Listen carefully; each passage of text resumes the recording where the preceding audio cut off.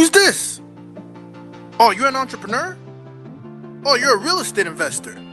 Oh, you're trying to learn from those who did it. Well, come into the lab then. Put your white coat on, gloves on, notepad, and let's build, y'all. Real estate experiment. What is happening, y'all? Today we have a very special guest. We got my man, Jordan Harry, all the way out of the UK right now. It got late little interview, but of course we had to make it happen. We are so overdue, man. But let me preface this by saying this man needs an introduction. All right, I call you you're actually one of the most important real estate experts we've had in the lab, because you actually cover one of the most important parts of real estate, and that is the brain and the mind. And I can't wait. So this gentleman in front of us right now in the lab, he's been speed reading coach, has given a TED talk that has more than 1.7 million views. Oh, we're on 2 million now. We're on 2 million. Oof. Outdated. See, and that's another thing. Now you're talking social media, and that's the beauty of it. That's an asset right there, and it's touching people. Over 20,000 people, which you've taught over 147 countries, which I'm sure is an ongoing growing. And I love your story because obviously you're the CEO of StudyFast, and that's how we connected. Because I'm always, bettering myself, and I'm always trying to engage. But I have a better story to even preface. But first of all, I want to welcome you into the lab, brother. Thank you very much. Thank you very much. Feels good, and it's a long time coming. I know. It's been a long time coming. That's the beauty of media. And let me just say, this is how I came across your content. So here I am trying to find a motivation, inspiration, because I have a TEDx talk myself, which has been postponed. And so I'm looking at one of my favorite people out there online, as you guys know, Tai Lopez. I've actually gotten a chance to meet him several times, and we've had great conversations. And so I'm looking at this TEDx talk because it's had an impact on me. I'd read a book a day, and then I come across yours as well, and it was so well delivered. I'm like, damn, I gotta look into this guy. And I look into it, and then I took your speed reading course, and I have to say, man, like, you have one of the most powerful powers that I want to tap into today. And we can, in the lab, we talk about entrepreneurship and real estate, but we're going to commingle the two because that's what we do. But before all this, how we connected, I want to hear a little bit about your story. And we know you use kind of an obstacle to really put yourself at a place where now you're reading like at a rate that's 7 times faster than the average person, which I think is phenomenal. But talk to me, who is Jordan before, man? Like, who is Jordan before and who is Jordan today? A unique question. Who was Jordan before he became a geek on accident, as I keep saying. And I own it now. And it's funny when I say, I'm a geek, or we're about to get geeky. People are, no, it's not geeky. Almost like it's an insult, like it's degrading, and I'm trying to make it cool. No, it's cool. And it is cool. Yeah, I mean, that's how we got connected, right? I mean, reading a book a day, right? That like was reading cool. I don't know. It's in my world. It's very cool in my world because it's the amount of knowledge to get through. But tell me, I mean, it sounds like what I believe was an obstacle at first, even reading and even speaking, right? I think it was the speaking impediment that you had. Definitely. Well, when I think about it, no 10 or 12-year-old is writing down, I want to be a memory and speed reading coach. Right. Not to my knowledge. And if you're listening and you're 10 and 12, like, get in touch with me, because we're going to make it happen. And so as a youngster, the goal was, and I always talk about this, there was anti-role models in the Black community, in the sense that I want to be an athlete. Like finds like, and then retire as a successful athlete and work in marketing, right? Yeah. However, as I grew up, what'd you play, by the way? Athletics. I was a triple jumper, so tough on the kneecaps. All right, yeah, that's tough. Yeah, you're telling me now I do mixed martial arts, which is tough everywhere. Okay. But I'll tell you how the memory kind of comes into that. And so, as a youngster, that was the goal. Plan A. Because Plan B distracts you from Plan A, right? At least that's what is embedded within you. That your identity has to be tied into being an athlete, because if you're only 70% in, well, the guy next to you is 100% in. Absolutely. Even 80%. And it wasn't until I got to university, until I was exposed to this world of entrepreneurship, this idea of making money in your sleep, not working 9 to 5, or lies, they are lying. We're over here, man. He's awake. That's right. And I had no business acumen. I had no business understanding. My ability to use the English vocabulary was limited. Yeah. Something that I pride myself on now. And arguably, we won't touch upon it too much because, of course, there's a lot to unpack. But being a mixed race man, absolutely, speaking the way I speak, quote unquote, is white. Right? Anyone who can articulate themselves who's an ethnic minority will be familiar with the term. Oh, you sound quite white. I see you shaking your head. Of course, we've all been there. I didn't expect this when I met you. Or the phone voice. Yeah. No, we've been there. Yeah. And I love it. I love it. The corporate voice. Yeah. But this is me. This is my natural identity, right? And so I was like, well, hold on a second. Why can't I make education, learning cool? You know, I'm multidimensional, and not only myself, we all are. Yeah. And so it was at university where a turning point for many people. I was like, well, Tai Lopez popped up on my YouTube. It's crazy. He started talking about entrepreneurship, and I watched his TED talk on why you should read a book a day. Yeah.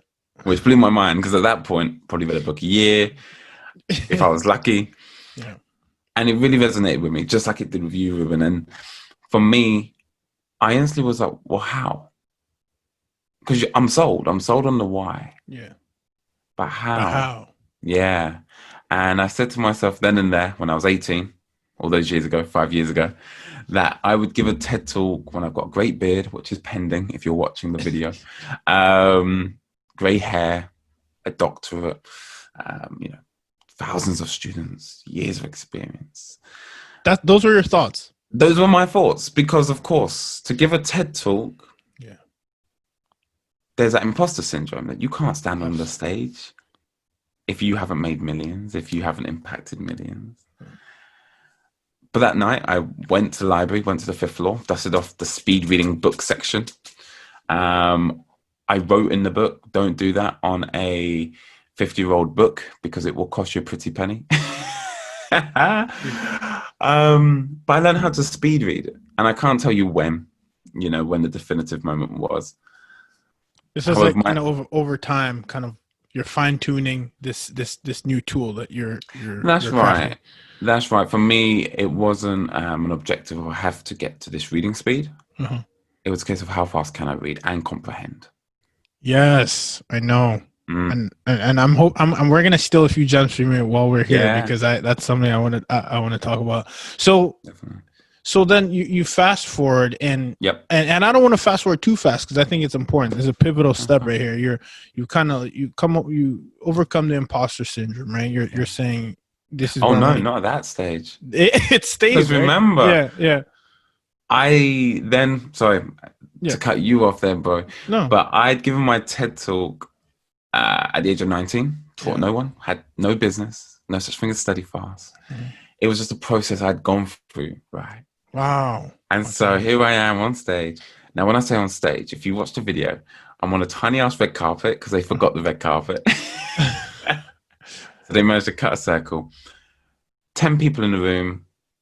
3 of them were the organizers. 1 of them was my ex-girlfriend. So let's reduce it to 9 people. Right? And I said to myself, why should these 9 people get any less value? And thankfully it was recorded. It was my first ever really speech in public. Oh, that's amazing. Of course, in class you give presentations. Yeah. And the blessings they keep coming each day. But it's not a thing which people think. It's not overnight. No, not at all. I haven't changed. I say I have changed, but in terms of, it's like being rich, and I think I want to talk more about this with you. Yeah. I'm a trader, and I want to learn just as much from you.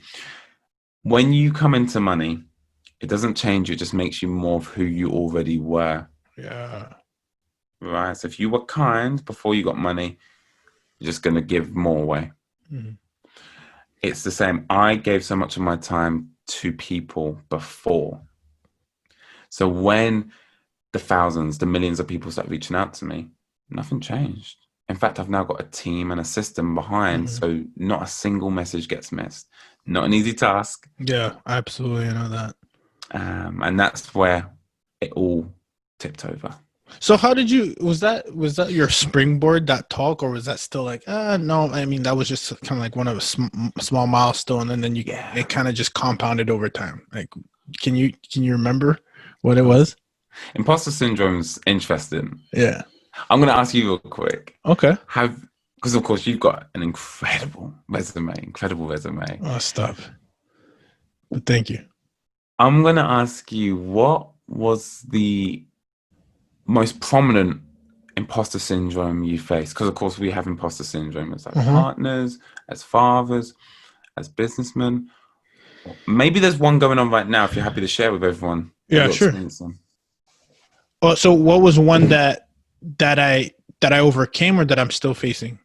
Just potentially the most difficult. Okay. That took the longest, or is there one still persistent today? Yeah, so kind of like you, in college, I think was very pivotal for me. But I want to make sure we're talking about the imposter syndrome. So I think I had my roommates, shout out to Larry and Ferry, those are my guys. And they were in the digital marketing space. And they're the reason, they actually who I met Ty Lopez with, because we used to go to conferences together. And so they introduced me to the world of entrepreneurship. My first stint of entrepreneurship and fulfillment was in fitness. Why? Because I played basketball at school and I was a trainer, and that's actually where I dedicated my craft. And the reason, if you look up the things that I've done over time, or the people who have been following me, I've been behind video and interviewing people for probably close to a decade now. Like, I was doing it at school. I was interviewing people, and I was doing, if you check right now, I'm a Ruben Fit Kanya. That was my YouTube channel. And I used to practice speaking and teaching what I learned, because I kind of like you, I was always looking for to have a voice. Now, one of the things I can say, a pivotal moment or imposter syndrome that I had, was I didn't really know you could make money online the way that my peers had done it. And when we started business together, I saw that it was real. And the reason I want to go back to that is I remember going to a conference and seeing people that look like me, same age as me, telling me that this is the stuff that they were doing and making and all that. And I was just kind of like, it kind of just blew this, okay, if they can do it, I can do it too. And I think that's important. And I think I want to relate it back to a very recent event, because I think my podcast, I've been able to gain a lot of traction from people that I idolize or that I'm fans of, kind of like you. And before, it's funny because I still see myself as a practitioner in the real estate space. And I told myself, no, not until I'm ready and I have a large portfolio like Grant Cardone can I have a podcast, because who am I? Wrong. It's the complete opposite. So I remember when I first reached out to my first guest, Vinny Chopra, had a portfolio of $300 million. I didn't even have a podcast. I just reached out to him, and I don't know, it was one of those things where at first I didn't believe that I was worth it but then I asked him, I'm like, would you want to come on a podcast? I mean, have a podcast. And he's like, sure. And I'm like, oh, snap. You know what I mean? So I think it's one of those things where I can relate maybe, and I don't know if this answers your question well, but those are those moments where you're kind of like, no, that's not for me, or I'm not there yet, or I will do this when, and then you just got to do it. And then it starts kind of making sense and coming into play and starts compounding. So I don't know if that was a good example or not, but I know those are memories that are definitely have been foundational pillars for me. Definitely. And it's beautiful that you can reflect like that, because ultimately you're never going to be ready. No. And I speak from experience, and I want to make this clear for the record. Nothing I'm saying, by the way, is pure. Nothing is pure from my mind and my mind alone. And I'm going to say something controversial. Everyone out there listening right now, a single thought you don't have full autonomy over that thought. You've been influenced. Yes. Learning is where you attach new learning to pre-existing learning. And so when I state that the process, that you will never be ready, you either be underprepared or overprepared. You have to decide which one would you want to be. I know which one I want to be. Yeah. But you're never going to be perfectly ready for that relationship, perfectly ready for that dinner, perfectly ready for that interview. Yeah. It's impossible. You're either going to be underprepared or overprepared. You have to make the decision of what one you're going to be. And once you kind of get over that, and similar to Forex trading, or any deal in real estate, in working out, as soon as you shift your attention from this is the one workout, this is the trade, this is the deal, and as soon as you start seeing it as one of a series of 1,000 trades, one of 1,000 real estate deals, you begin to detach. And what I mean by detach, you remove your emotions, focus on that single effort. Like, I'm going to launch my website, and when I launch it, it's going to be perfect. When I get up on that TED stage, it's got to be the one. I've got one shot. I've got to make it work. I wasn't ready for that TED talk. I talk now, of course. I'd like to think I'm a better speaker now. Absolutely. I think you're really good speaker. Thank you. But the idea is, as human beings, we want natural progression. We wake up each day and we want to improve than who we were yesterday. Right? So that imposter syndrome arguably will never go away. And that's okay. Yeah. And one thing you can do is detach yourself from the process. When I say detach yourself, detach your emotions from the process. So instead of tying your identity in to, to be a good real estate, influencer in the space, I need X, I need B, Well, as soon as you get that, as you know, even, okay, your mind's already on to next. It's already on to next. Yeah. But that's good. Because once you realize that one deal is it's a domino, it's one of many, it's a series. Yeah. I don't know what's going to happen when you get to the 1,000th deal. I can't tell you, the epiphany happens. Right? Yeah. And I'll kind of wrap it up nicely now. Kevin Hart, I listened to his podcast today on the Joe Rogan Experience. Oh, so good. I'm glad I'm not the only one. That podcast I need to tap into, but Kevin Hart, I just saw him before the COVID in at 10X GrowthCon. The guy's a genius. I mean, he really is. He put me on investing. Yeah? Yeah. Tell me, why'd you bring him up? So Kevin was talking about his back injury. If you're not familiar. With the car crash. Well, we'll keep it very short because I don't want to butcher the story. Go check out his story definitely. After you finish this podcast. And Kevin Hart was in a horrific car accident that potentially could have left him paralyzed. And he said the doctors said that his abdominal muscles, and now we don't all picture Kevin as, of course, being this huge guy, but if you do follow Kevin, you do know he's proud about his fitness. They said his abdominal muscles took enough pressure off the impact that if he wasn't as fit as he was, the impact would have broken his entire spine and he would have been paralyzed. The fact of the matter is, the 10,000 workouts that he done, just to stay in shape, just to stay fit, saved his life in a moment that he never imagined it would, made him realize now that his body, and that's why I love mixed martial arts, and this is where we come back to being underprepared or overprepared. In martial arts, you train an art and put your body on the line for an experience which you hope will never happen. That experience is a fight where you're going to have to defend yourself, a loved one, or even someone else you don't know.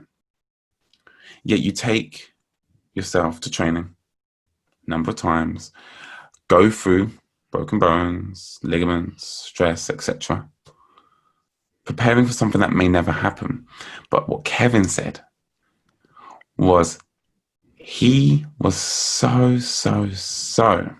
appreciative of his trainer who came into his life, of the time he spent away from his family to go to the gym, to work on his body, his vehicle, to give it the MOT and the service it deserved. Because when that moment came, and we're not going to bring religion in, universe or God, but when that moment came, he was overprepared. He didn't train so that when a car impacted him, that it would protect his spine. Yeah. But what he realized is having physical health allows you to be happier because you have more energy, because you're not feeling aches and pains. And if you are, they're good ones.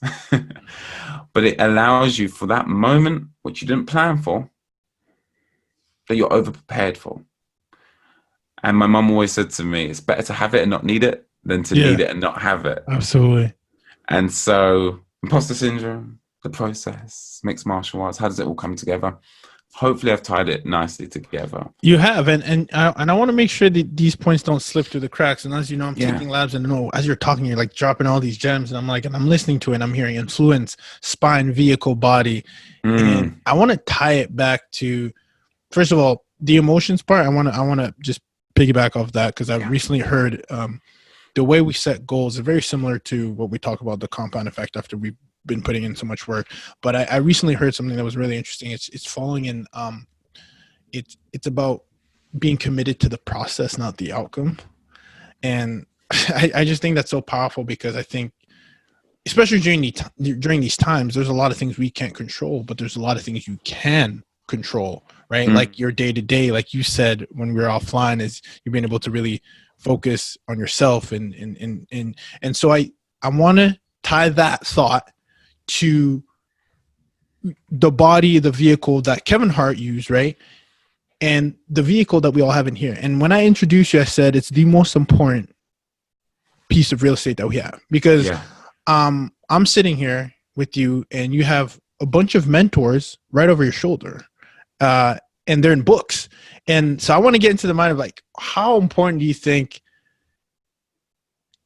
it has been for you to work on this tool that allows you, and the reason why I think it's so fascinating, this tool allows you to actually get more from books themselves that are vehicles to where you may want to go. Like, how, I want to hear it from you, because you have such a powerful tool. Like, how important is that? Awesome.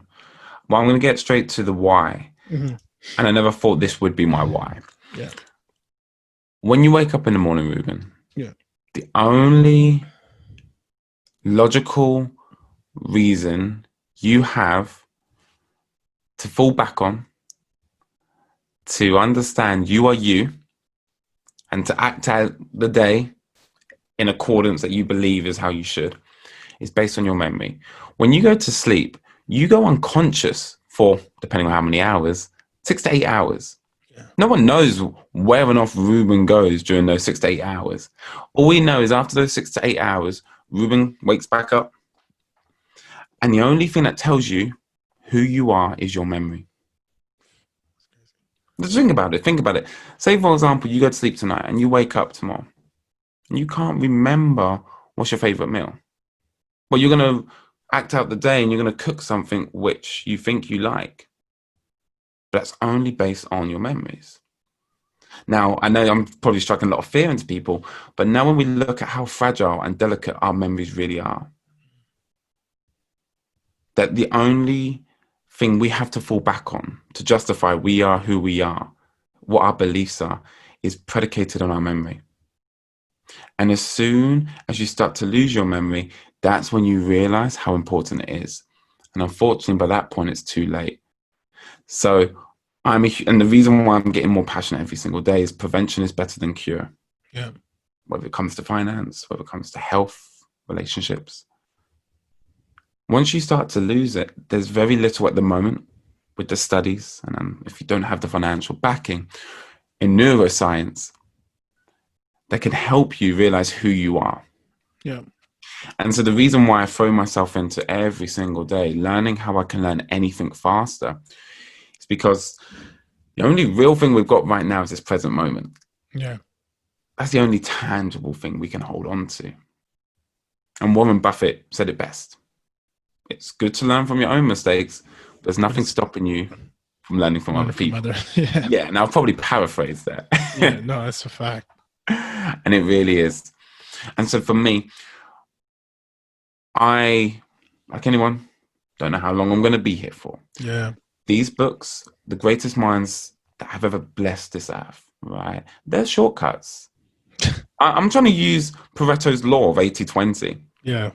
You know, I'm probably a month into trading, right?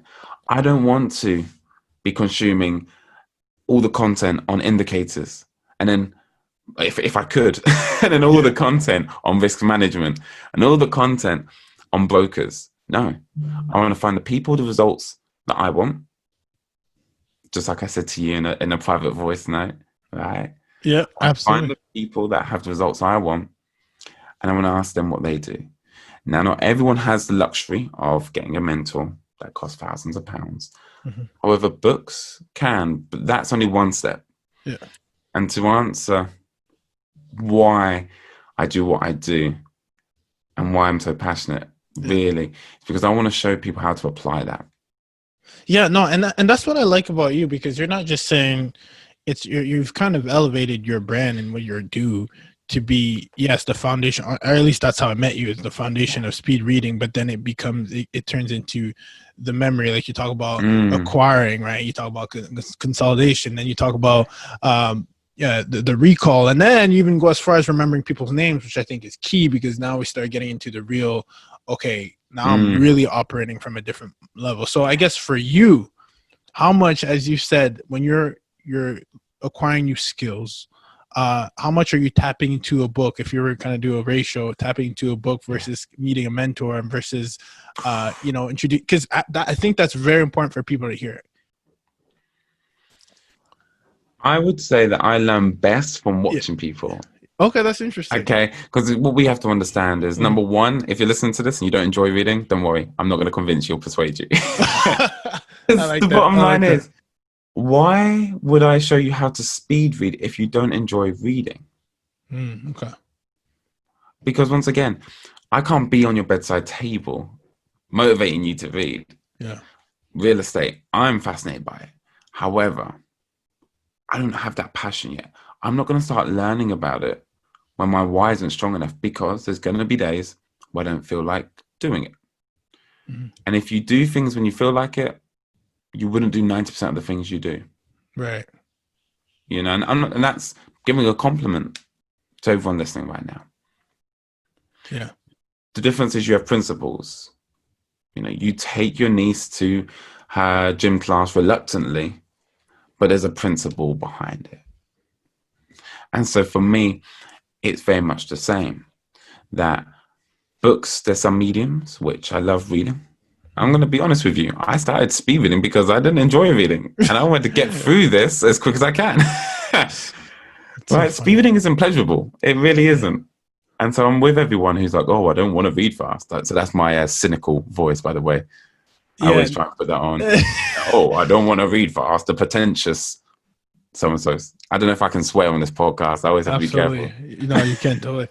No, there we go. I find that so interesting, because I always feel that entrepreneurs are scratching their own itch, right? Like, that's how I build a lot of my services. Like, okay, this is bothering. I mean, essentially, even the course that your course that I went through, the reason I find it so fascinating is because I'm trying to find a way to optimize for more time. And that was my TED Talk, right? How to create more time versus consuming it, right? So then that's how I came across you.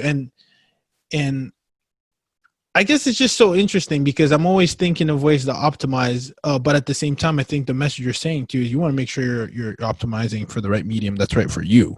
Definitely. Which I think people definitely need to hear that. Let's talk about. So I'm sorry, you were gonna add something, Jordan.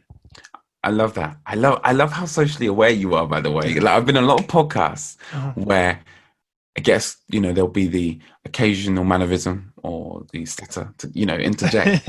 And the interviewee doesn't pick that up, and they just go, on to the next thing. I love that. So really quickly, I was just going to say, for people who want to learn when their best time is to learn, I recommend you type into Google chronotype test. Chronotype, CHRONO,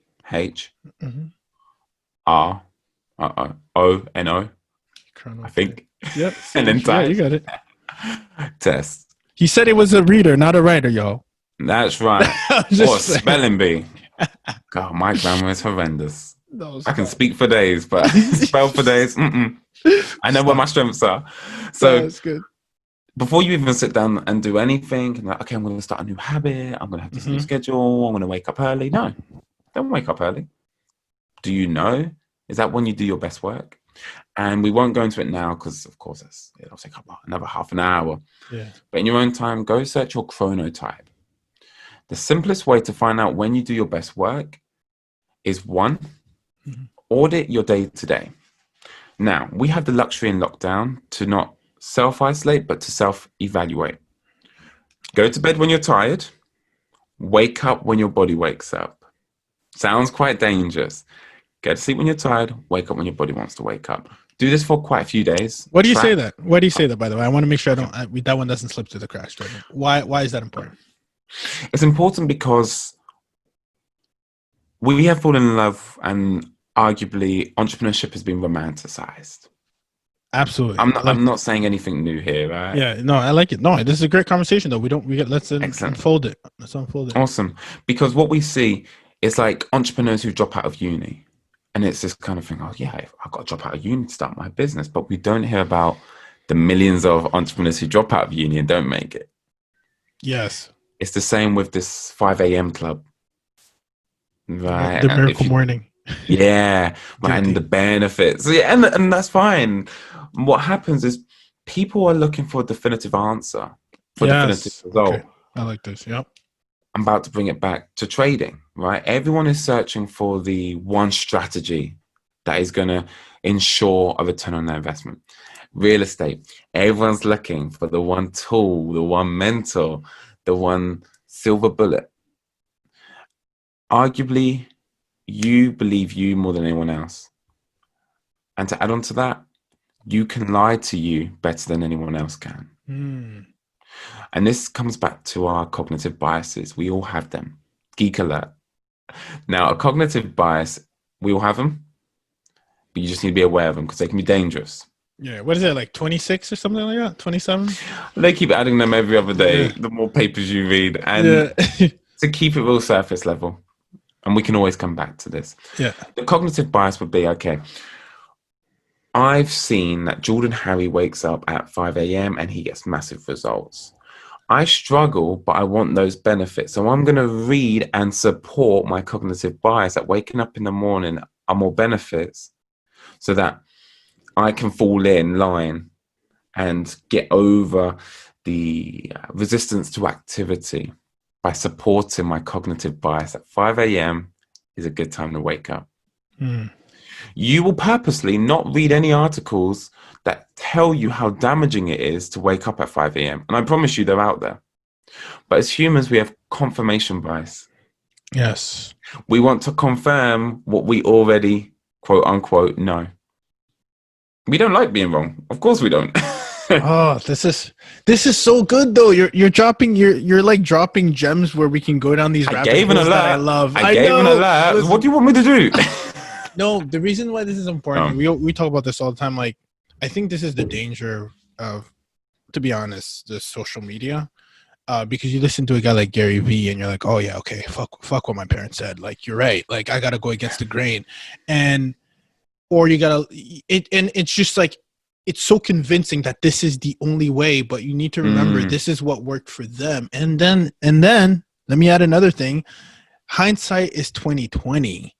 And a lot of the advice, sometimes they forget that they had to go through A to Z. They're telling you the Z, and they're forgetting that one day or at one point they did, So I have it's that one I think is so important. And I'm so glad you touched on that because I think everybody thinks that, an entrepreneur has got to wake up at 5 a.m. to be successful. No, actually, I have a business partner. He just literally does as you said. Like and he works late too. But that's interesting because I know you study the mind a lot, and a lot of people say that you're not productive anymore past the time that you're in right now, 11 p.m. You can say you are, but you're not. I don't know where we can take this from because I think I think to sum it up, and maybe you can correct me, is to know yourself. And that's really important, I think, right? Like knowing yourself. Well, on that point, and hopefully I get to make it onto one of those cool little short content pieces because I love the intro music. So you better play the intro music just now, right? And I'll start now. Yeah. So I'm going to say two things right now, and I want to see what people say in the comments. Number one, your willpower is the strongest in the morning. Therefore, you should do the most important thing first thing in the morning. So if you believe it's number one, say number one in the comments because I need to know. Yeah. Number two, your willpower increases throughout the day because the more tasks you accomplish, the more sense of self-worth you have. And willpower is a muscle. The more you use it, when you open the fridge and you say no to the piece of cake and you actually grab the soy milk instead. I love almond. It's my guilty pleasure. You've exercised your willpower. It's gotten stronger. It's gotten stronger. Type 2 in the comments, because I'm with the 2 party. And there's this little voice. We're always negotiating with ourselves. Mm-hmm. I went to get a kebab today with my girl.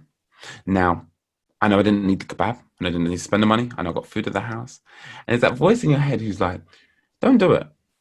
You know you're going to feel crappy afterwards. So don't do it. Like, you don't need it. Yeah. And yet we still do it. And then we still feel bad, and we knew we were going to feel bad. And we have no one to blame but ourselves. And we are constantly in this negotiation with ourselves. But, okay, so this is interesting, because you're saying, so you brought up a key point, and that's discipline, right? And so how do I know, because what I'm getting from this, and correct me if I'm wrong, Jordan, I'm getting, okay, go where there's less friction. You want to be able to be consistent in what you're doing, so you want to go with what works with you, right? But then how do you and I'm going to twist this back to kind of what you talk about. How do I stop a bad habit, or how do I discipline myself to maybe wake up early, because I know I'm going to be more productive, even though if I feel I should sleep in? Like, where's that medium of going with what works for you, and adding some adversity to your life? Healthy adversity, of course. 100%. I generally believe we should be moving more towards stress. As human beings, we've gotten too soft. I'll say that plainly. We do need to reset our thermostat. And I believe a lot of people's thermostats have been reset. And when I say thermostat, let's say 100 degrees Fahrenheit, not Celsius, Fahrenheit is the worst thing that's happened in your life. Yeah. Okay, 100 degrees Fahrenheit is you lost your sister. Okay. Now, a lot of people, that's their ceiling. What I mean by resetting your thermostat is realizing, and I'm not taking away anyone's moment of grief, okay, because it's important that we all grieve. But what you need to realize in that moment, that, especially what's going on right now, things can always be worse. And then what happens, whether you go camping and you realize, oh, wow, I've got it pretty easy. Right. Or your phone breaks and now you realize, wow, I had it pretty easy. Is your thermostat gets reset. And now your sister's death, compared to someone losing their entire family in a horrendous accident, doesn't actually seem too bad. And I don't, like I said, I don't want to take any away from people's grief. Yeah. But what's really important, as we're talking about right now, is it's perspective. Yeah. It is perspective. Whatever happens in a situation, there is no such thing that says that situation is good or bad. Some people don't want to hear this right now, and I love this conversation. I want to involve myself in the conversation. Don't think that I know the answers, because I definitely don't. Yeah. I love starting these conversations where who said that situation is bad, positive or good? Who said going into a deal and you blew your savings account on that deal was a bad thing? No one said that was a bad thing. You've interpreted that situation as a negative. Yeah. And a lot of people can be like, oh, but Jordan, it's so easy for you to say, because, yeah, rightly so. There are some horrendous situations that go on that can only be argued as pure evil. But yet there's still some people who don't see it as evil. Yeah. So it's always our perception on the situation. So to come back to waking up early in the morning, you really have to think to yourself, is it really that hard to wake up early? If you want, and remember, if you want to wake up early in the morning, I mean, play this game with yourself. And it's quite a dark game, but picture, you're not a Kenyan child who has to walk several miles to collect water to bring back to his dying family every day. I haven't made that scenario up. I promise you that scenario is going on right now. Yeah. And you'll probably check yourself again when you complain about it being cold outside and you're going for that jog. And you'll appreciate the fact that you've got shoes to go for your jog, which comes on to a great proverb, which I'd love to wrap up with. Absolutely. There once was a man who had no shoes and he walked around complaining. Rightly so, he had no shoes. Yet, as he was walking down the street, he saw another man, equally sad, who had no feet. And he soon realized he had nothing to be sad about. So I guess this comes into hopefully a little bit of motivation for people. Yeah, no, especially during these times. I think people need to hear that. And that's exactly how you and I started our conversation about how, not being a victim, and how during these times there's something you can make out of it, right? Sure. So I want to talk real quick about what I admire the most and what you've been able to do. Let's talk about real quick speed reading. Cool.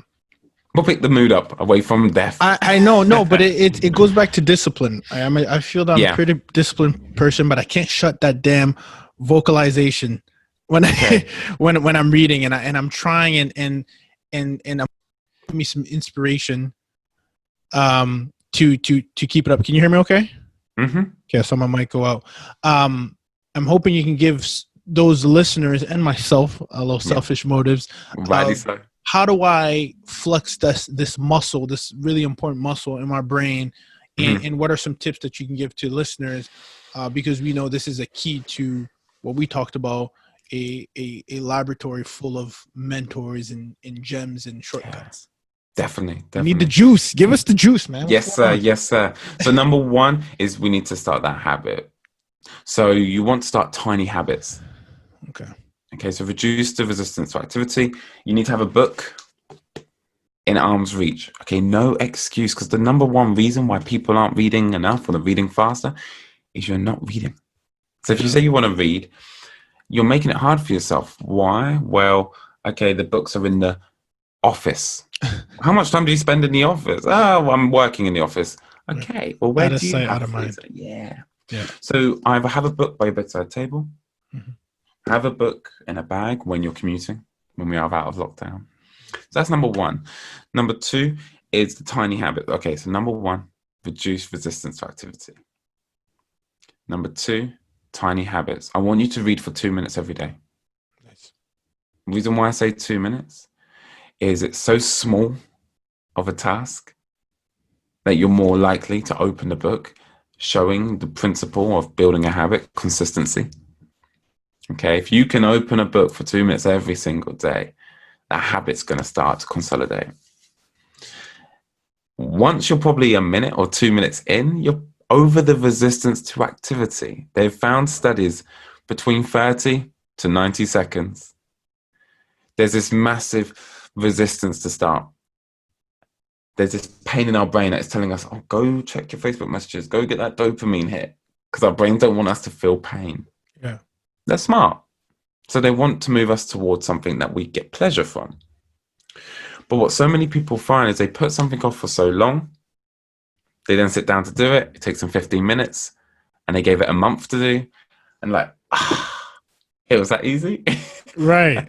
Yeah. So number one, reduce the resistance to activity by making reading a part of your lifestyle. Yeah. Number two, tiny habits. And number three, we want to reduce that voice inside your head when you're reading. Now, a lot of people are like, what voice inside my head? I've had the voice. I've been misled to have had that voice, and I should have never had it in the first place. Well, quick question. Is it your voice you're hearing? Yeah, absolutely. You know, I love to hear my voice too. I was going to say, you're beyond my help. You're beyond my help if it's not your voice. Oh, those are great, though. I really like those. Yep. So that voice, we got to break that voice. We got to get rid of that voice. Yeah. I'm about to show you how.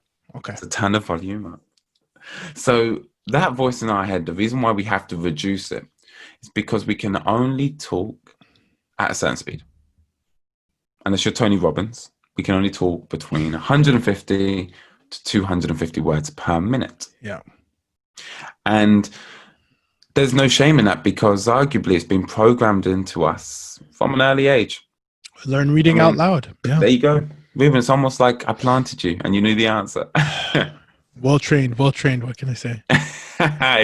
My man's gone through the course. Yeah. So the idea is, in school, we're all taught to read aloud for the teacher to assess our comprehension and what you're capable to read in your head. And so we do so, but yet we never have a class called reading. past the age of 12. Unless optionally you go out your way. But yet every other subject gets progressively harder. So we're expected to keep up with this reading speed of a 12-year-old, reading inside our heads, reading at that limit of 250 words per minute. So tip number 1, change your environment. Create an environment where it's consistent. Now, consistency is completely down to the individual. You might prefer a library, complete silence. You might prefer a coffee shop. Now, there's been studies that have shown coffee shops and lo-fi music. If you're not familiar with lo-fi, it's godsend.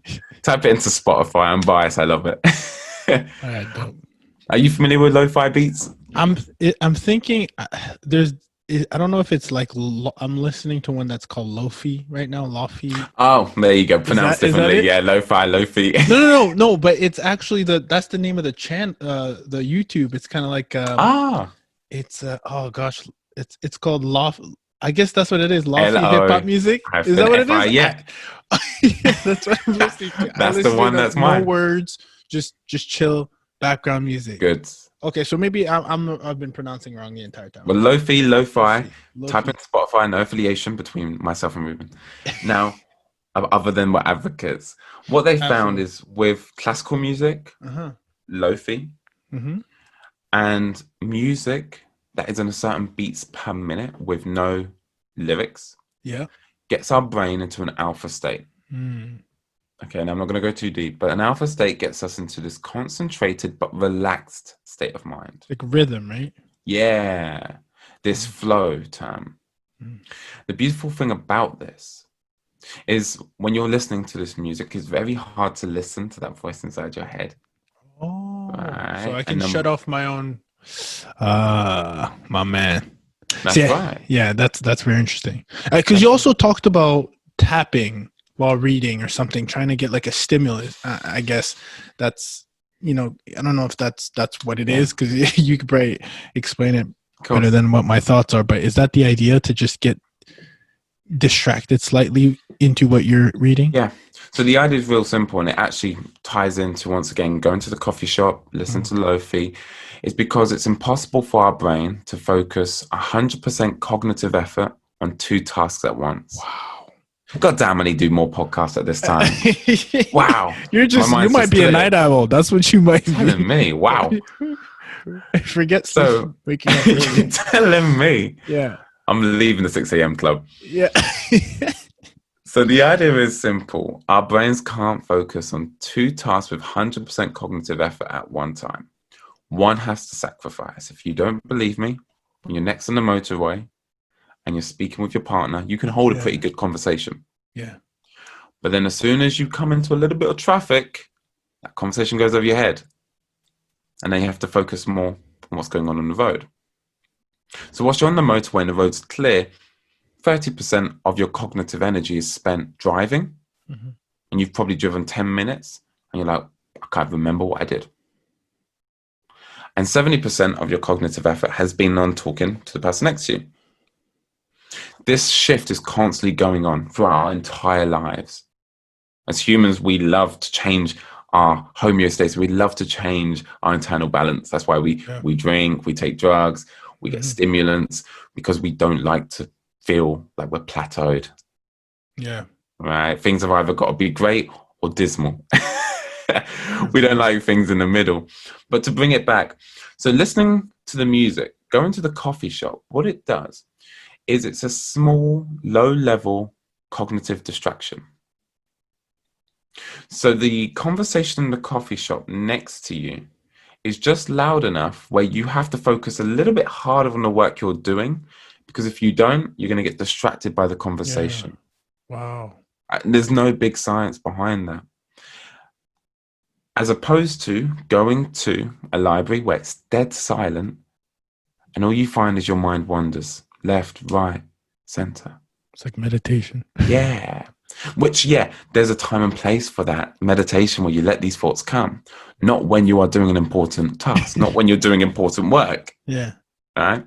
So you need to introduce these low-level cognitive distractions into your environment. Music is one. You've got the beats playing in the background. Your brain is having to block it out by focusing more on the work you're doing. Number 2, pressing the tip of your tongue. I gave this one in the TED Talk. To the top of your palate, right? Now, I'm going to go a step further. 1, pressing your tongue to the top of your mouth requires very little cognitive energy. But number 2, watch when people are reading. Don't be too creepy about it. Make sure you look away at intervals. Yeah. Whilst they're reading, their mouths are doing auditory reassurance. Now, arguably, if you're listening to this podcast and you comprehend it, you can speak English. There is no reason for you to use your vocal muscles or your jaw muscles to pronounce the words whilst you're reading. We do this to reassure ourselves, but we don't know we're doing it. So one thing you can do to stop that is by pressing the tongue to the top of your mouth while you remove the ability to go. And if you're listening to this, I'm moving my mouth, by the way. Right. So those are 2 tips. Let's give you a free rule of 3. We love to chunk things with memory. That's how we remember the most. So number 1, do you remember, Ruben, what number 1 is? Number 1, you want to have it, your environment. It's got to be close, right? Spot on. You got to be able to grab a book right away. Arms reach. Put it in your environment. That's right. Number 2, for getting rid of that voice in our head. Yeah. You want to lo-fi. Shout out to lo-fi hip hop. Just the environment's got to be, you got to have a stimulant, right? Either tongue up to the roof of your mouth, tapping your leg, lo-fi hip hop in the background. That's right. How am I doing? You're doing well. 2 for 2. Number 3. Number 3 is go faster. Sounds easy. Sounds simple. This is the one where, and if you're listening, you're probably can relate, and hopefully I'm bringing some light. But you know, it's one of those things that you talk about where going faster is going to flex that muscle, so that yes, you might be missing a few things, but you're forcing yourself, right? Getting yourself out of the comfort zone to start learning how to, for your eyes to scan faster. Is that, am I right on that, or? You're spot on. There's a lot going on. On with that. The simplest technique people can use right now is use a pacer. And what I mean by a pacer is I want you to use your finger.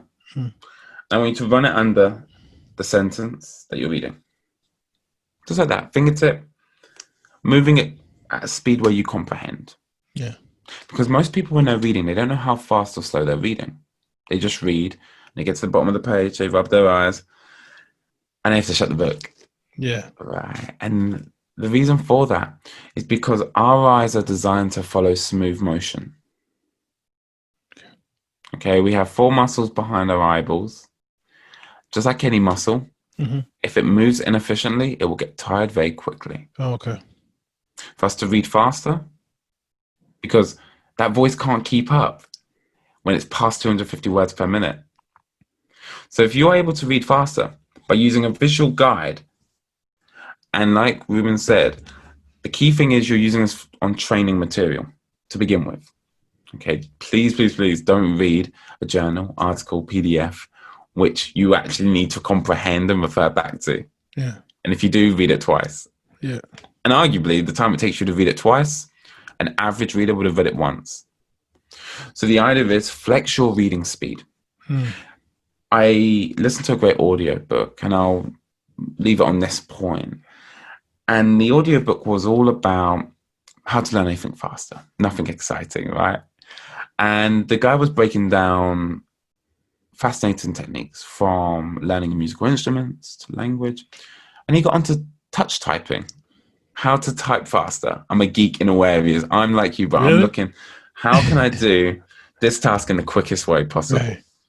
So he was talking about touch typing. And he said the principle for touch typing correlates to the principle to learning anything faster. What you need to do is get past the okay plateau. Short content piece. Okay. You're making this real easy for the team. I've never had it this easy, guys. Chop it up. Fingers crossed. So the okay plateau. How does this relate to touch typing? How can learning how to type faster transform the way you learn? What happens is the way we learn to type, we get to a certain speed of typing that we're comfortable with, that we don't make too many mistakes with, and fairly fast. And arguably 99% of the listeners listening to this right now haven't looked into touch typing, haven't even contemplated about increasing the speed they can type. And if they have, they haven't actually followed it through. And the reason is we hit an okay plateau. We do this in every area of our life. We reach a certain level and we're okay with that. I'm not here telling you that's a bad thing. Yeah. It'd actually be disastrous and destructive if everything in our life we were constantly looking for the next level, next level, next level. However, if you want to learn how to type faster, what do you think's the number one thing you got to do, Ruben? Type fast. Type faster. And make a lot of mistakes, right? That's making a lot of mistakes. 100%. Right? Don't go back to fix it. Just type away as you go and maybe fix it later, I guess. For sure. That's literally how you get past the okay plateau. Yeah. You have to do something you've never done before. You can't keep doing the same thing and expecting a different result. Yeah. Einstein called that insanity. Absolutely. If you want to type faster, type faster. Understand you're going to make mistakes. But the theory of relativity is once you reach a certain speed of typing, when you then slow down a little bit, which would have been a little bit faster than your previous, that now feels a lot more comfortable. You're still going faster, but it's slower compared to what you were doing when you were making mistakes. I hope you analyzed this in the past, and I loved how you said it. You talked about when you're driving fast on the freeway or something, and then you slow down, and you could just, or it was the other way around, but one of those two. You're spot on. Is that it? Okay. Yeah, you're spot on. So the idea that going from 0 to 90 miles per hour seems fast and out of control, and it should. Yeah. But then going from 90 miles per hour to 60 miles per hour seems quite slow. Mm-hmm. But yet you're going 60 miles per hour faster than what you were doing at the beginning of your journey.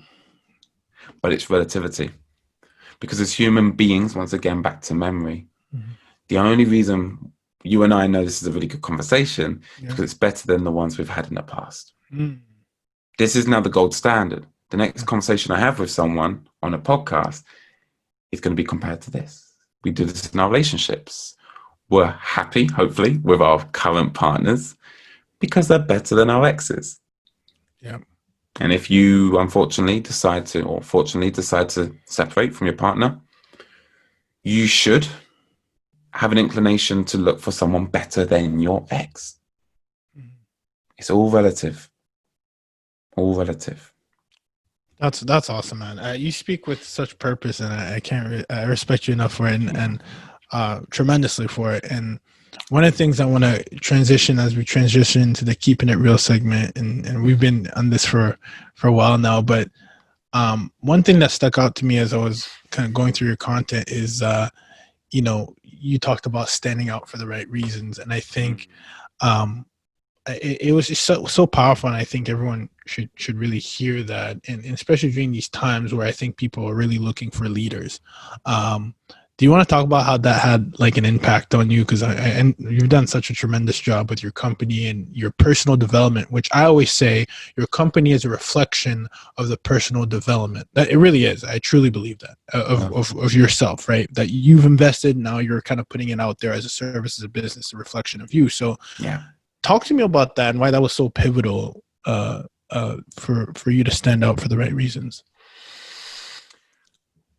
I'd like to say that it's always hard to say there was one moment that defined why I thought like that and why I am the way I am. But primarily, what really stuck with me was, and still,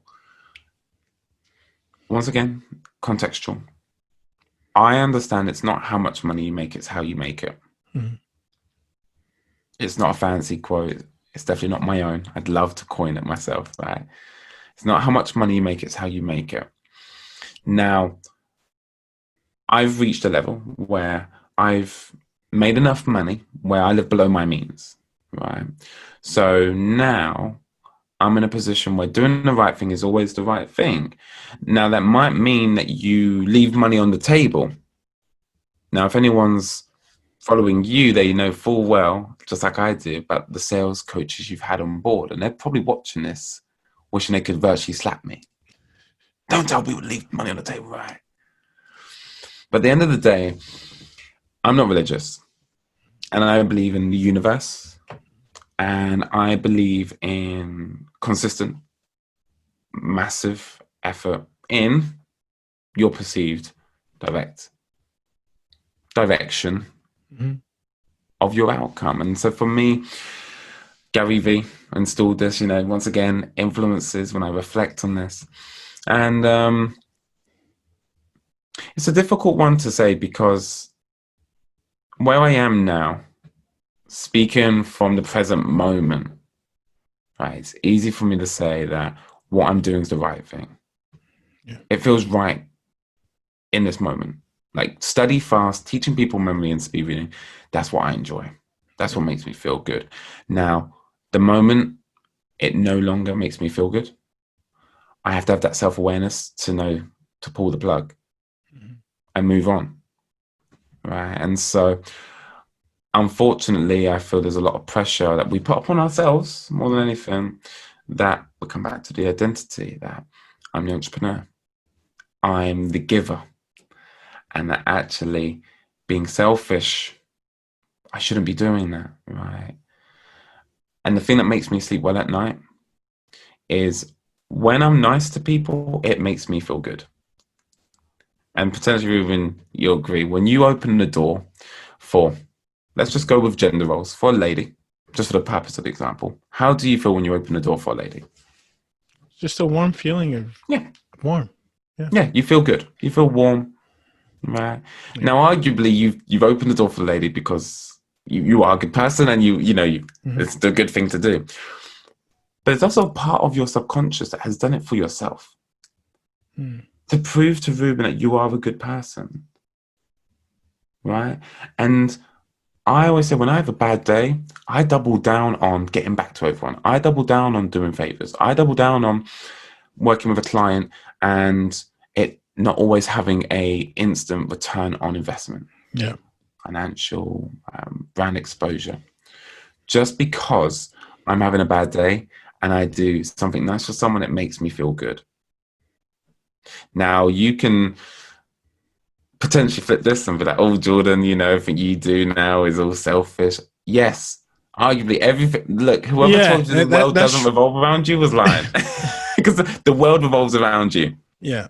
And it's so interesting you say that, because I think we can talk about that and be like, doing good does make you feel fulfilled. Therefore, it's like an ongoing loop of what makes you feel good, and hopefully it is good, so more people can benefit from your fulfillment of doing good. Which I can say right now in the lab that you feeling good about what you do has made me feel not only wonderful, like I love going through your stuff and your content and your courses, and you've added tremendous value. So I commend you for that, man. And seriously. Well, I'm going to get you on the weekly coaching, because I need you on a weekly basis. I need you to meet the community. I would love to. Man, look, I'm on a record, so we'll follow up. We'll get you in. We got it on in the air. It's got to get done now. Let's go to core rapid fire questions, man. This is about you, man. Look, what you speak so well. Seriously, I mean this. Like, I have tons of people who come in the lab. I love how you present yourself. On top of the reading, you're a great speaker. Who's your favorite speaker of all time? You have one? You'd ask me if you'd asked me that a month ago. Yeah. And I'm kicking myself that I've only come into contact with this incredible human, Jordan Peterson. I don't know if you've heard of him. Jordan, really? You're going to be kicking yourself when you find him. Jordan Peterson. Anyone who's listening who knows Jordan Peterson, controversial at times. Some people are going to say, oh, he's anti-female rights, he's anti-gender rights. Pronouns, he's very big on, he's not going to call you by what you he want. Or she, because if you wanted to be 60, could you? Well, no, it's my age, exactly. Two different, we won't get into that now. How Jordan Peterson speaks, and his grasp of the English language and his understanding, he's a psychiatrist and psychologist. He talks on a vast variety of topics which are controversial, topics which can lead to, there's no other way to say it, arguments and conflict. Yet, him being a devoted Christian and still taking this kind of sociology perspective on situations blows my mind. And so I'm a big believer in we are the sum of the 5 people we spend our time with, reading books, watching, listening. Jordan Peterson is someone I hang out with. Yeah. He doesn't know me. I don't know him personally. Yeah, I'm listening to how he talks. I'm listening to how he thinks. I love that. And ever so quickly on a previous podcast, I was like, oh yeah, he's changed my beliefs. But now I think about it, he's only just reinforced what I already. That's still. I mean, we talked about that. One of the cognitive biases, right? Mm-hmm. Reinforcement, and enlightenment of something we've already thought. That's another podcast. I want to talk about that. Mine, by the way, is Tom Billio. I don't know if you know him, Billio. Yeah, such a great speaker, a listener even, I would say. And a good speaker is a great listener, and I think that's important for me because I have a lot of people who come in here and speak. So you're tremendous. I mentioned this earlier because I've studied Larry King, and he never learned anything whilst he was talking. Wow. No one does. Yeah. And that's where I love to ask the podcaster some questions so I can learn just as much, because arguably we're in an exchange right now of knowledge, and you're getting much more knowledge from me than I'm getting from you. Now, of course, I don't mind that. I love this, man. Yeah. And that's why I'm going to get you in our weekly coaching for free so I can learn from you too. I'm going to get you to talk to my audience. Definitely. And that's a skill in itself. Absolutely. And there's techniques people could do, which is to pause for a couple of seconds after you've spoken. Silence is okay. People aren't okay with this. People often want to speak into the silence when really it lets the point just kind of sink in. And it also avoids interrupting the other person. Now, if you've been listening this far, congratulations. But you'll find Ruben and I haven't actually interrupted one another. You know, we haven't talked over each other. No, it's been a great pace. Now, arguably, Ruben's a lot better listener than I am. And that's what I'm learning. I just know the when, you know, and I know who's in the room and who should be talking, who should be listening. So that's why I choose to listen.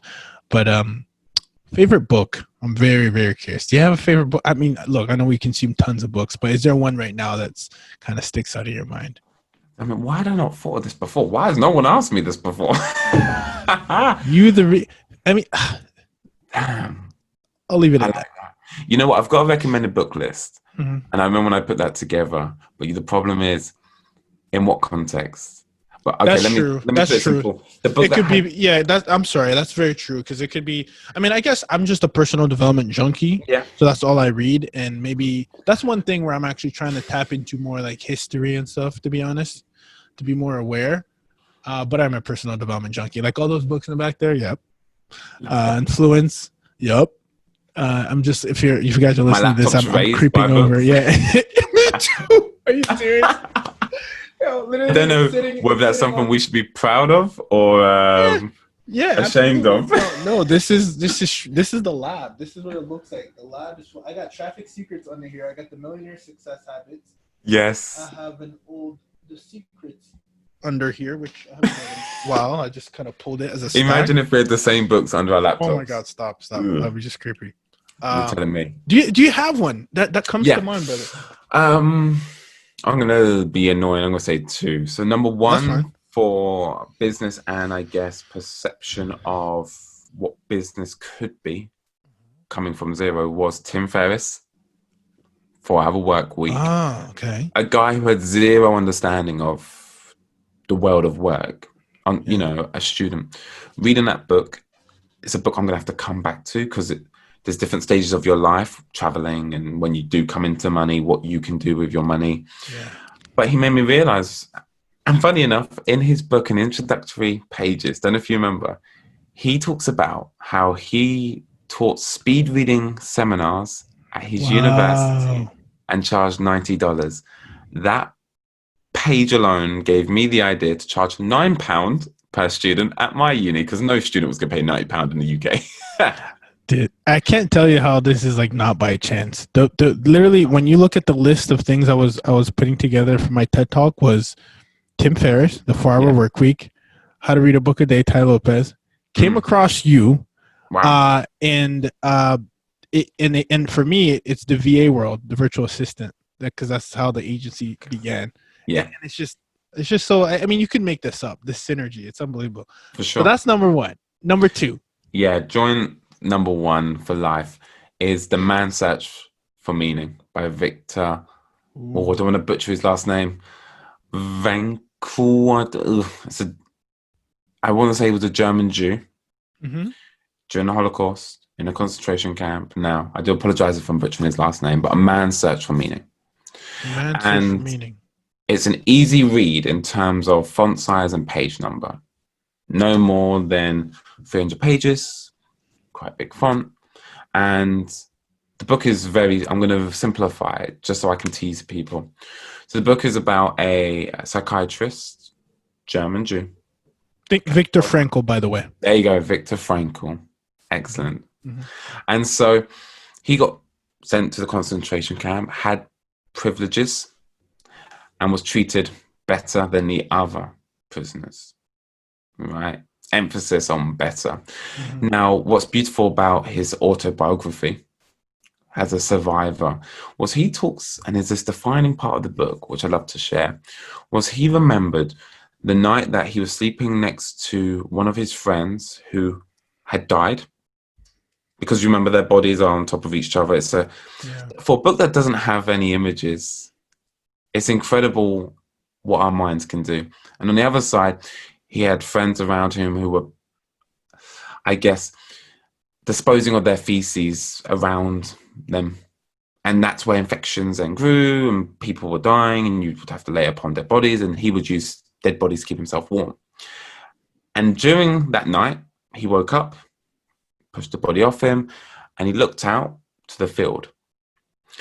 And for a split moment, even though he'd been separated from his partner, no idea if she was alive or dead, no idea what had happened to her body or when he was next gonna see her, the simple moment of the idea that he might see her again and the beautiful landscape that he saw ahead of him when he woke up, how there was dew on the grass, the sun was just rising, there was silence, nothing but the birds.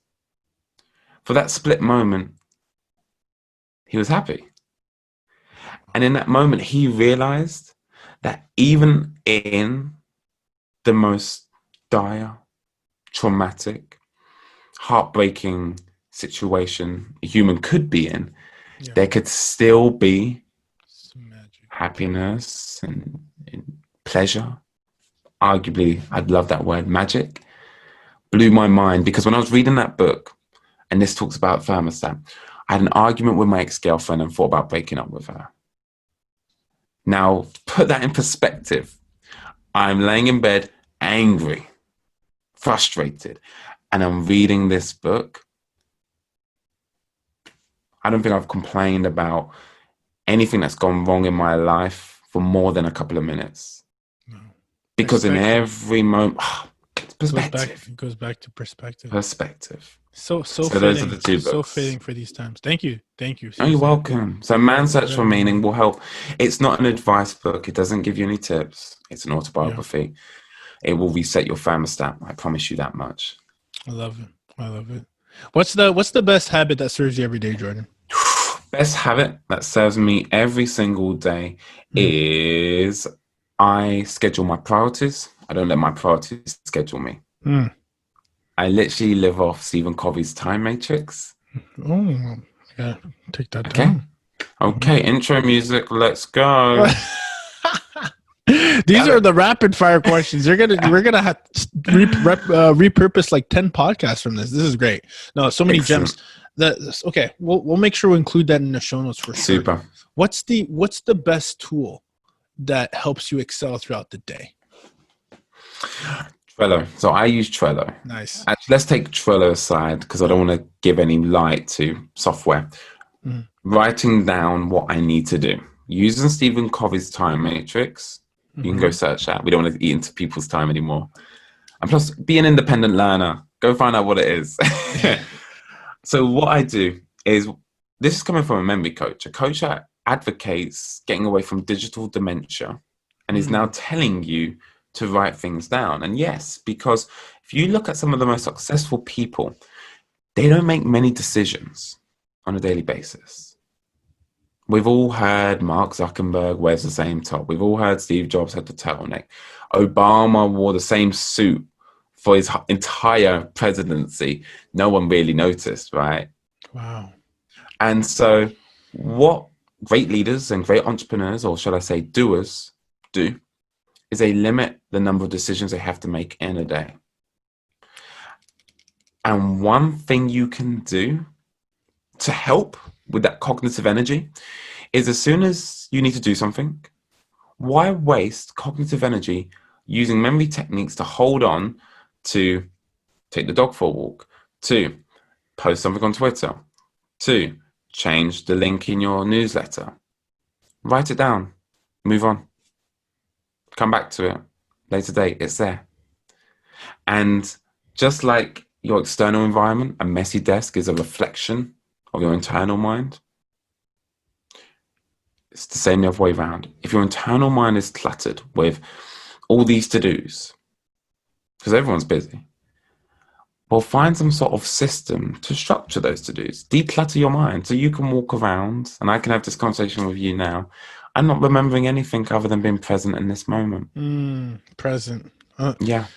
Oh, this is so good. No, this is so good. We talk about, and what you were talking about too is removing friction. Like removing friction is so important. I live a very simple life. I've same breakfast every morning, and how long it takes me, I do it the quickest I can. Everything's set up in my space I need. I've got my water filled up, so I don't have to go to the kitchen, fill my bottle up, get distracted with a conversation by my mum. Then she asked me to go shop. You really need to look at your lifestyle. How can you do your best work? How do you do your best work, Ruben? It's funny you say that, because I actually use this. I split it into, like, you'll see all these notebooks. I just have them here for different projects. But I use Choir.io, which is a CRM for the team. It's fantastic. It's like the reason why I love it. It's like a list and then sub lists within them, and they collapse. It's kind of like and then it has Kanban boards as well. But I'm very like, I'm a madman when it comes to just having pieces of paper on my desk. So I know exactly what you're talking about, and that's exactly what I do. But I'm still hacking away. Like, I'd love to keep you in this group. I have a friend who's like super productive, and he has all these application tools that he uses, and I'd love to share them with you and share them with the rest of the audience, because I think we could go on for quite some time. But yeah, no, I try my best, man. I'm trying to optimize every single day, my friend. That's all we can do. That's all we can do. Is be 1% better. If you are better than the person you were yesterday, you're winning. Absolutely. You're winning.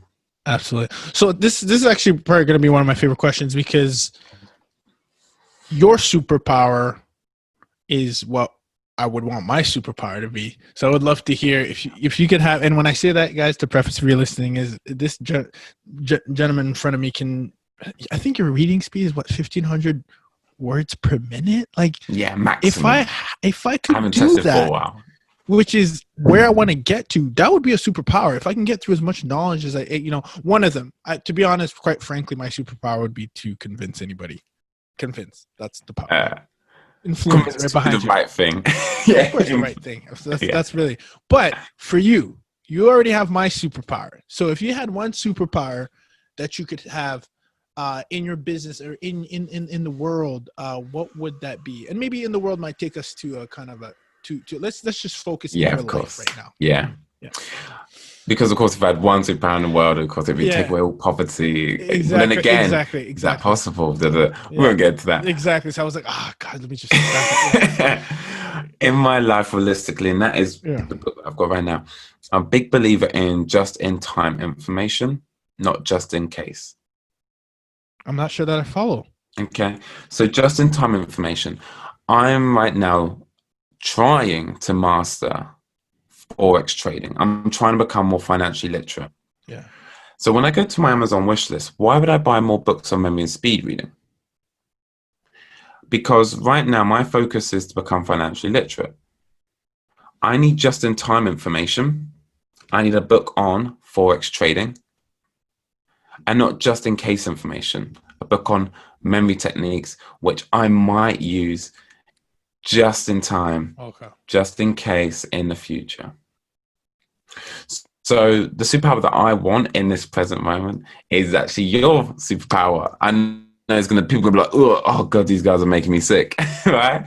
But really, financial literacy, I'm good, because right now we're bouncing off each other. And the reason is because I aspired to be in your position. I said this to you privately, that I'm ashamed it's taken me this long to begin my financial literacy journey.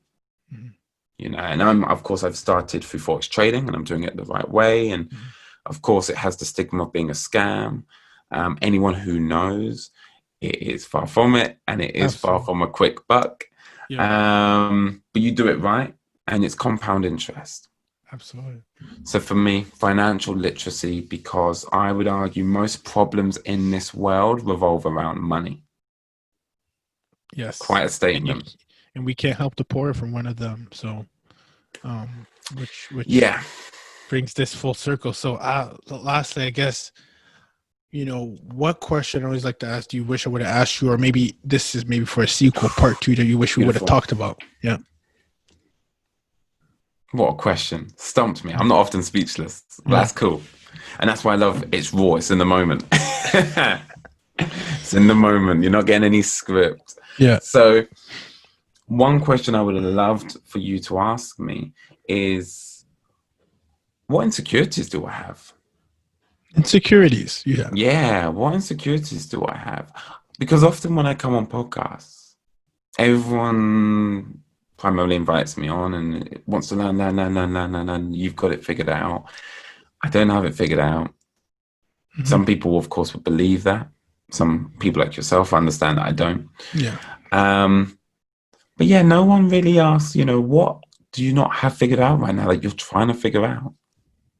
Absolutely. So I know that Forex trading is one, and you're really diving deep into that. Is there any other? Yeah. Well, let me ask the question. See how I piggyback off of that. That's how I'll help you help myself.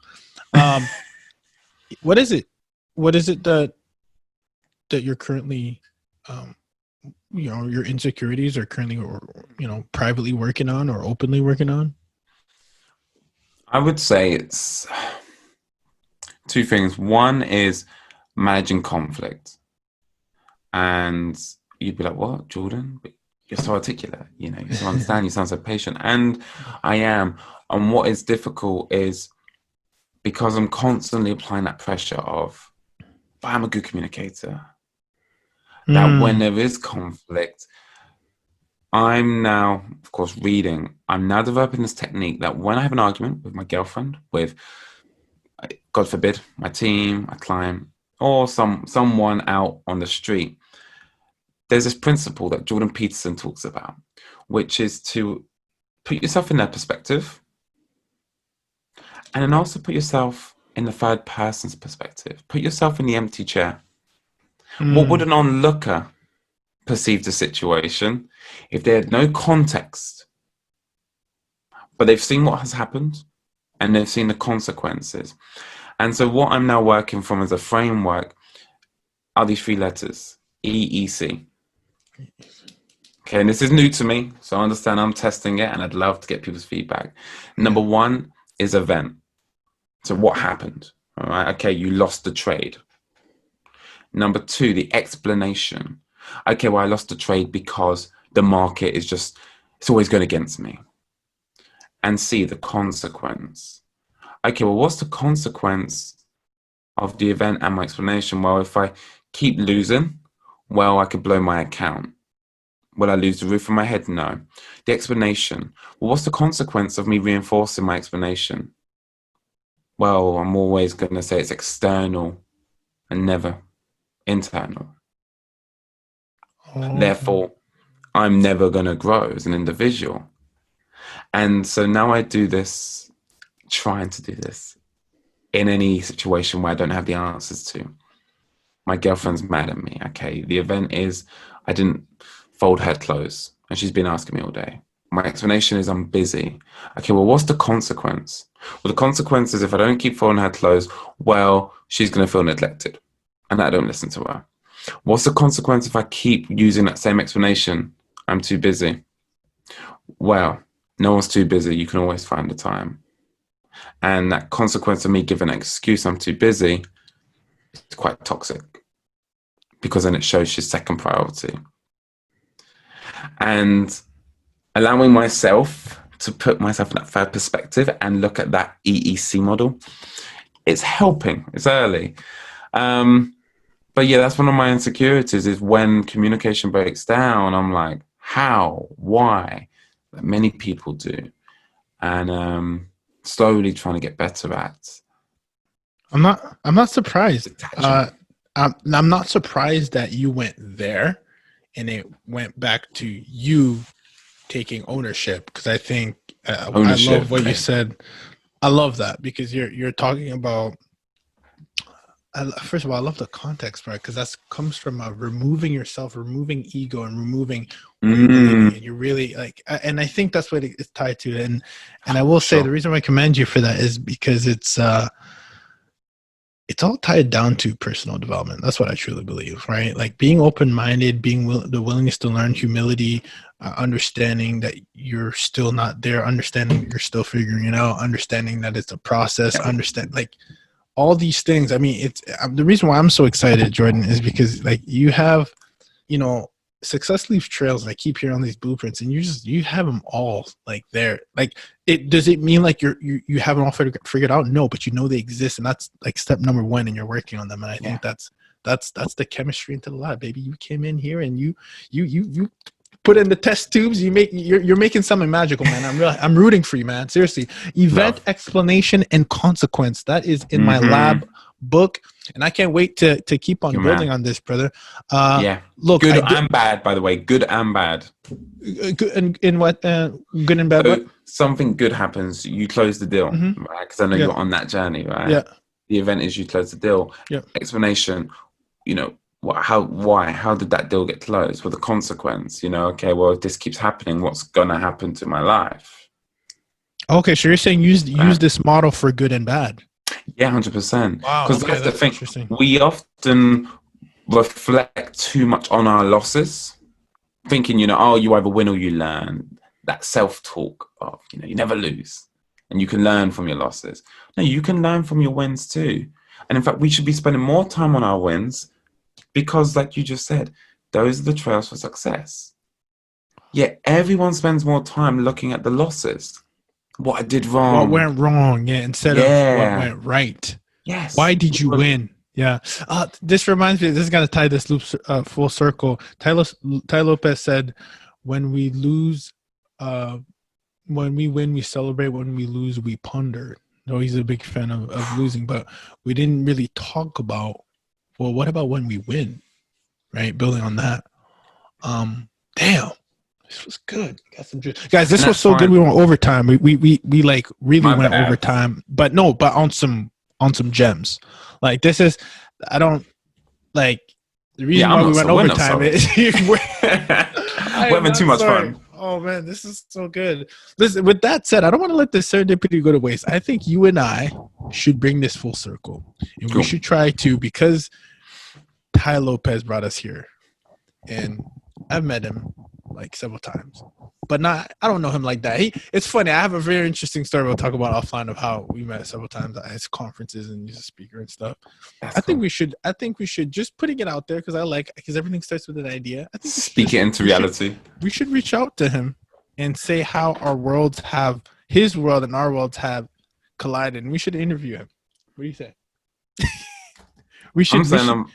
I'm not messaging right now, because his business partner, Alex, put me in his newsletter. So I was like, yo, Tai, Alex has recognized me for my TED Talk. You inspired me. He didn't get back to me. So you know what we're going to do? We're going to hit Tai up again. Yeah, we're going to... we're going to do a double punch, because the thing is with me, he had featured us on his story because we were like the e-commerce guys. And Love that, man. like it was me and the twins, Larry and Perry, and then we met later on. And what I loved it, and I took his 67 steps, and we're all about learning, right? And it's funny because there's a close connection with a lot of people in this space, and I know a few several guys that work with them, but I think we should bring this full circle because I think it's so fascinating the amount of relationships I've made from people who are in the same space, who want to learn, who are humble, who are in the social media space, who I just want to bring it full circle. So let's just put it out there, man. See what happens. Yes, what do you say? We should do that. Speak into existence. We should do that. Mm-hmm. Listen, man, Jordan, man, I'm so happy you stepped into the lab. We were overdue, but I know this is the beginning of a wonderful math scientists that are going to collaborate down the road. So, sure. Jordan, where can people find out more about you and what you're doing with your company and the wonderful impact you're having on individuals? Love that. Thank you. I'm always excited to have conversations. And the first place is Instagram. I pride myself on being accessible. Now, if you search at Jordan Harry, you will find another profile. Send that guy a message. Tell him to give his username to me. He refuses to give it to me. I deserve it. I'm putting that on the record. And once you've sent him the message, then find me at Jordan with 2 N's, Harry with 2 Y's. Let me know you message the original Jordan Harry. I'll give you access to the free course as a thank you. Then let's not do that. Let's not blow up someone with that type of negativity, right? But come to me, Jordan Harry, 2 N's, 2 Y's on Instagram. If you want to keep it professional, LinkedIn, type in Jordan Harry, look for my smiley little face. And like I said, let's have a conversation.